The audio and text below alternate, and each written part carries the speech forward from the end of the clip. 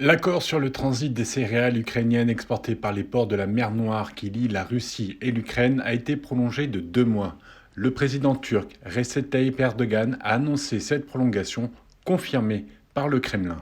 Son uzatmanın süresi La durée de la dernière prolongation était sur le point de s'achever et grâce aux efforts de notre pays et au soutien de nos amis russes et ukrainiens, l'accord sur le corridor de la mer Noire est convenu d'être prolongé de 2 mois supplémentaires. karar L'Ukraine a exprimé sa gratitude envers la Turquie et l'ONU pour leurs efforts dans les négociations concernant les exportations de céréales ukrainiennes. L'ONU, qui par la voix de son secrétaire général a rappelé l'importance de cet accord qui concerne le monde entier. Ces accords sont importants pour la sécurité alimentaire mondiale. Les produits ukrainiens et russes nourrissent le monde. Ces approvisionnements alimentaires vitaux aident aussi des personnes dans les endroits les plus vulnérables du monde, comme les 30 000 tonnes de blé qui viennent de quitter l'Ukraine à bord d'un navire affrété par le PAM pour nourrir les personnes affamées au Soudan. Cet accord est un soulagement même si la Russie menace constamment de le remettre en cause en raison notamment des sanctions économiques imposées au pays qui seraient un frein pour exporter plus de céréales. Des questions en suspens demeurent, mais les représentants de la Russie, de l'Ukraine, de la Turquie et des Nations Unies continueront de discuter. J'espère que nous parviendrons à un accord global pour améliorer, développer et étendre l'initiative, comme je l'ai proposé dans une lettre récente aux présidents des 3 pays. Un accord qui ne doit pas faire oublier la réalité de la guerre. Ce jeudi, à l'aube, de nouvelles attaques aériennes ont touché la capitale Kiev et frappé plusieurs autres régions du pays. Des attaques jugées par les autorités ukrainiennes sans précédent par leur puissance. Au Nigeria, les médecins des hôpitaux publics ont lancé mercredi une grève de 5 jours. Objectif, réclamer de meilleures conditions de travail. Une grève nécessaire selon le président de l'association nigériane des médecins résidents, car le gouvernement refuse d'augmenter leur salaire et de payer les arriérés dus à un certain nombre d'entre eux, ainsi que d'investir davantage dans les hôpitaux.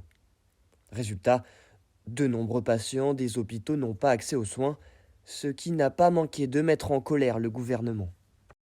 Le gouvernement fédéral a averti les membres de l'Association nationale des médecins résidents de suspendre leur grève d'avertissement prévue de 5 jours, la qualifiant d'illégale.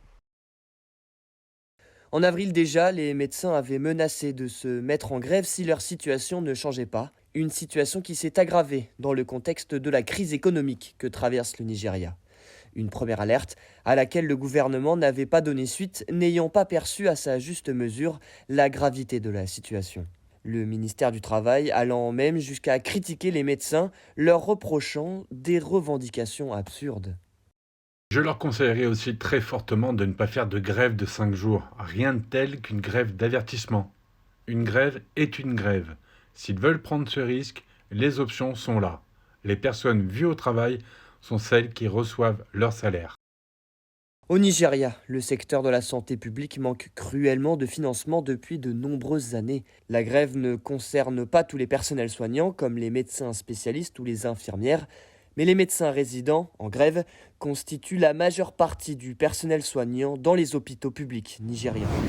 Le rapport d'enquête du Haut Commissariat des Nations Unies pour les droits de l'homme sur les exactions de Moura au Mali continue de susciter des réactions. La dernière en date, celle du chef de la diplomatie européenne. Mardi, Joseph Borrell s'est offusqué des exécutions sommaires de civils épinglées par l'enquête de l'institution onusienne. Une enquête qui pointe la responsabilité de l'armée malienne et de ses supplétifs étrangers. Les violences perpétrées par les forces de l'État et des éléments du groupe Wagner contre les populations civiles, telles que documentées dans le rapport, sont injustifiables. Elles ne font par ailleurs qu'ajouter à la déstabilisation du Mali et qu'aggraver les conséquences néfastes sur les pays voisins. Mais les autorités maliennes, 48 heures après la publication du rapport d'enquête accablant, ont rejeté les accusations soutenues par le Haut Commissariat des Nations Unies pour les droits de l'homme. C'est le ministre de l'administration territoriale qui est monté au créneau pour dénoncer un rapport biaisé reposant sur des récits fictifs. Face à ce commentaire, l'Union européenne demande, elle, une enquête judiciaire impartiale et approfondie de la junte au pouvoir pour permettre de fixer clairement les responsabilités.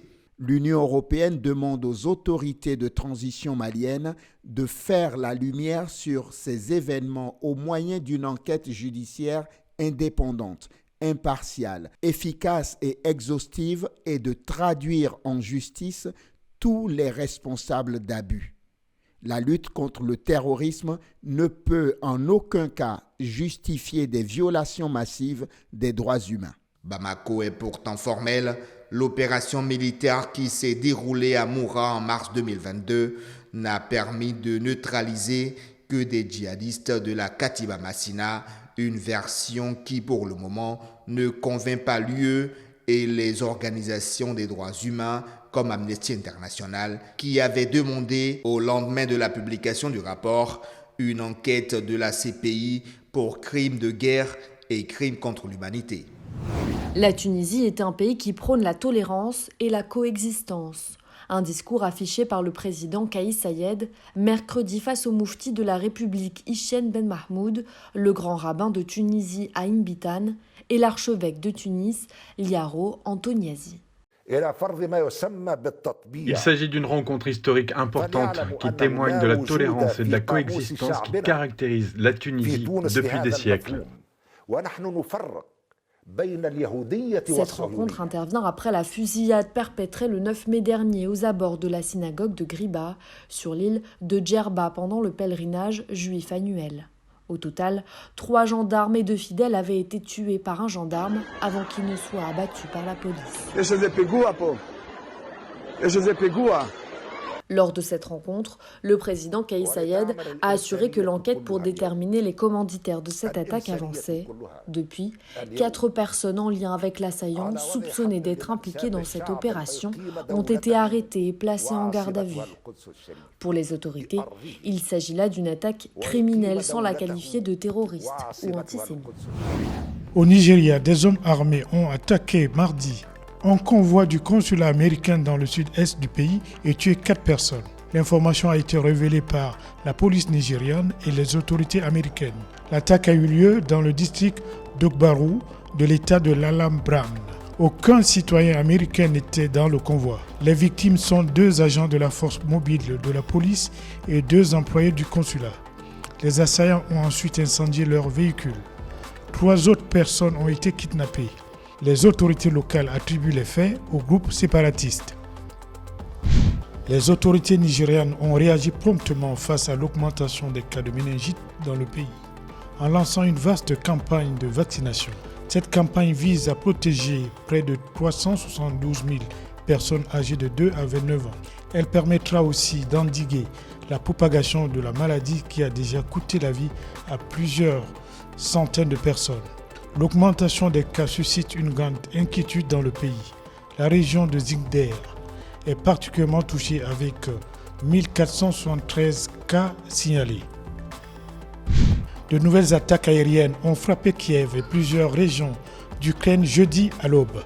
Ces assauts interviennent au moment où un émissaire chinois se trouve dans la capitale pour tenter d'obtenir un règlement politique du conflit. Des missiles de croisière auraient été lancés par des bombardiers stratégiques russes venus de la région de la mer Caspienne et des drones de reconnaissance auraient ensuite survolé la capitale, a indiqué l'administration civile et militaire de la capitale dans un communiqué.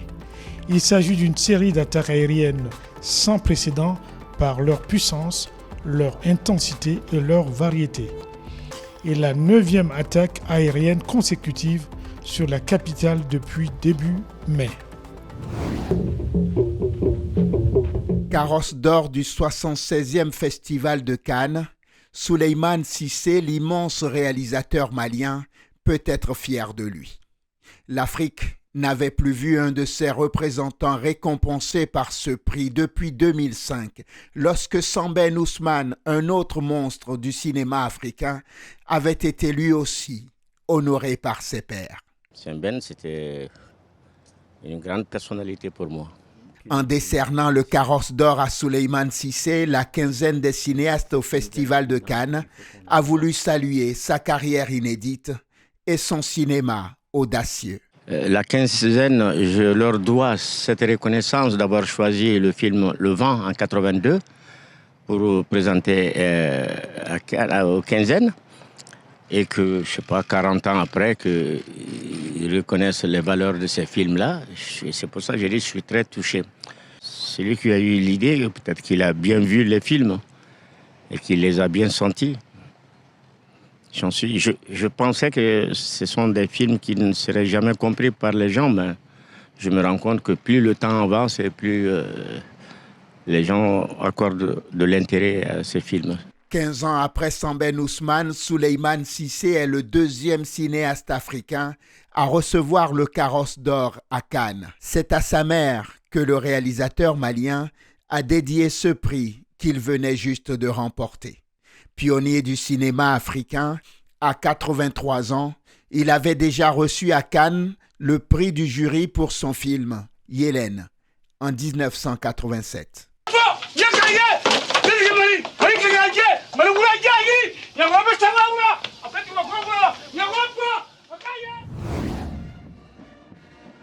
Fini les derniers réglages de la grande parade qui se déroula demain samedi au boulevard de la Réunification, en présence du chef de l'État camerounais Paul Biya et ce que le pays compte des responsables administratifs.